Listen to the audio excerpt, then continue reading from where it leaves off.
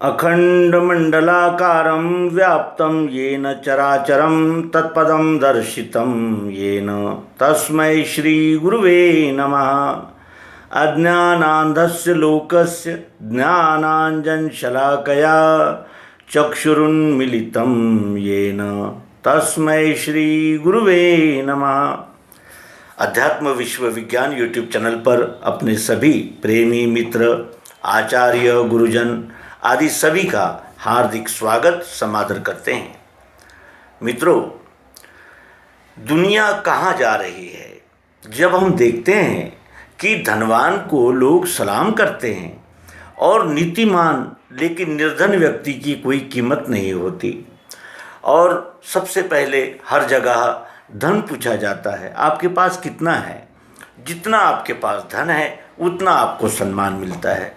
यदि आप कार में कहीं जाते हैं तो लोग देखने लगते हैं कि कौन आया है, और उसी जगह अगर आप साइकिल पे जाते हो तो ये माना जाता है कि वो कोई गरीब आदमी है, निर्धन है और आया है। ये देखकर कि धनवानों को सम्मान मिलता है, सामान्य व्यक्ति यानी जिसे कहते हैं वो निराश हो जाता है। वो कहता है कि ये धनवानों को ही जब सम्मान मिलना है तो फिर मेरे तो जीवन का कोई मोल ही नहीं है। इस प्रकार वो इन्फीरियरिटी कॉम्प्लेक्स का शिकार बन जाता है। वास्तविक ईश्वर ने सबको समान रूप से बनाया। निर्धन और धनवान और जिसे कहते हैं चतुर और मूर्ख, ये ईश्वर नहीं देखता। ये जब जन्म देता है या हमारा जन्म होता है तो हम अपने स्वभाव के अनुकूल घर में ही अधिकतर हमारा जन्म होता है, क्योंकि जब हम प्राणोत्क्रमण होता है उस समय जैसे हमारे भाव होंगे उन भावों के अनुसार हम आगामी जन्म धारण करते हैं, आगामी शरीर धारण करते हैं। और हम जिस स्वभाव से जीवन भर चले उसी स्वभाव से अंतिम समय में हमारे भाव स्थिर होते हैं। इसीलिए संत सज्जन कहते हैं कि जीवन में हमने सदैव सुविचार, सद्ग्रंथ, सत्पंथ का ही अनुसरण करना चाहिए, तो आगे चलकर हमें उसी भाव में जन्म मिलता है। और इसके भी आगे जाकर अध्यात्म विज्ञान कहता है कि भाव 3 होते हैं, क्षर, अक्षर और पुरुषोत्तम। आप यदि क्षर भाव का स्मरण करते हुए देह त्याग कर रहे हैं तो आप क्षर भाव के ही यानी बद्ध ऐसे घराने में ऐसे व्यक्ति से आप जन्म पाओगे। कहने का आशय यह है कि दुनिया भले ही जाए कहीं, और साथ में ये भी अनुभव ही है हमारा कि जो आनंद एक फकीर को है, एक निस्पृह, ईमानदार, सज्जन और अपने कर्तव्य के प्रति समर्पित व्यक्ति को है, उतना आनंद धनवान, ऐश्वर्यवान, सम्मान प्राप्त आदि लोगों को है, ये नहीं कहा जा सकता। तो सच्चे आनंद की, सच्चे प्रसन्नता की चाबी भगवान श्री कृष्ण जी गीता के द्वारा दे रहे हैं, और उसी चाबी का विश्लेषण हमें इस अंक में करना है। प्रश्न है, दृश्य का स्नेह ही छूटा, प्राप्ति में जो बुरे भले, दुखी सुखी नहीं होता, उसी की स्थिर बुद्धि है। ऐसा भगवान श्री कृष्ण जी कहते हैं। स्थिर बुद्धि किसे कहते हैं? तो जो दुखी सुखी नहीं होता, दुखी सुखी नहीं होता उसी की स्थिर बुद्धि है। तो ये स्थिर बुद्धि होती क्या है?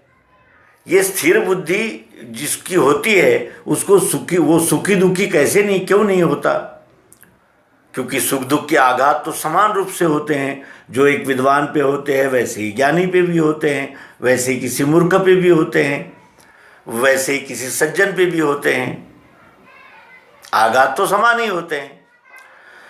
फिर ये अध्यात्म की ओर प्रवृत्त होने वाले साधक से भगवान श्री कृष्ण जी ऐसा क्यों कहते हैं कि दृश्य का स्नेह ही छूटा, प्राप्ति में जो बुरे भले, दुखी सुखी नहीं होता, उसी की स्थिर बुद्धि है।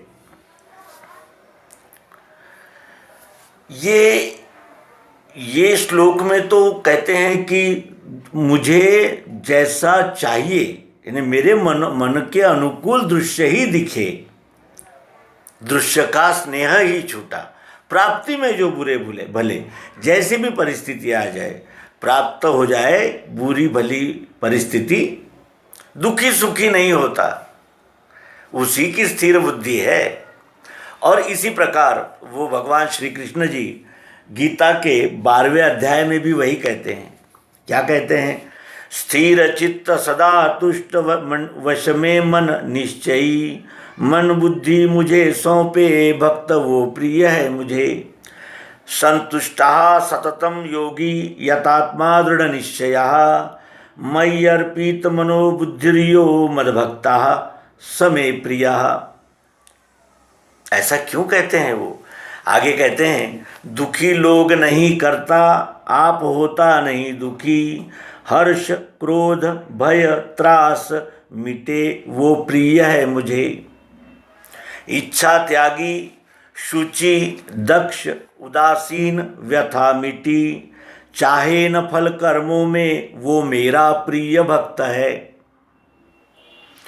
हर्ष द्वेष नहीं दिखे सोचता चाहता नहीं, शुभाशुभ गए जिसके भक्त वो प्रिय है मुझे। समान शत्रु मित्रों से सम मानापमान में, सुख दुख सर्दी गर्मी सम है संग भी मिटा। तुल्य निंदा स्तुति मौनी जो होवे उसमें सुखी, भक्त मेरा स्थिरमति अस्थानी प्रिय वो मुझे। अनन्य भक्त जो मेरा श्रद्धा से ये कहा हुआ, यथार्थ धर्म पाले वो अत्यंत प्रिय है मुझे। ये तू धर्म्यामृतमिदं यथोक्तम पर्युपासते, श्रद्धा नाम परमा भक्तास्तेतीव में प्रिया। अनन्य भक्त जो मेरा श्रद्धा से ये कहा हुआ यथार्थ धर्म पाले वो अत्यंत प्रिय है मुझे।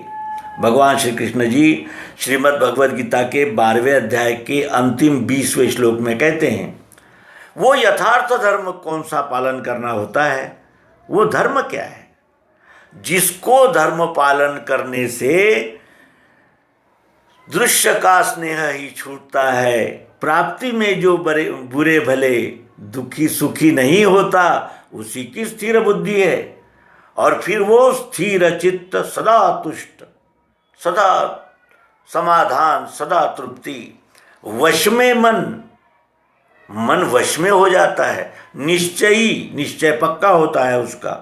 मन बुद्धि मुझे सौंपे, मन यानी मन के संकल्प विकल्प और बुद्धि ये मुझे सौंपे, भक्त वो प्रिय है मुझे।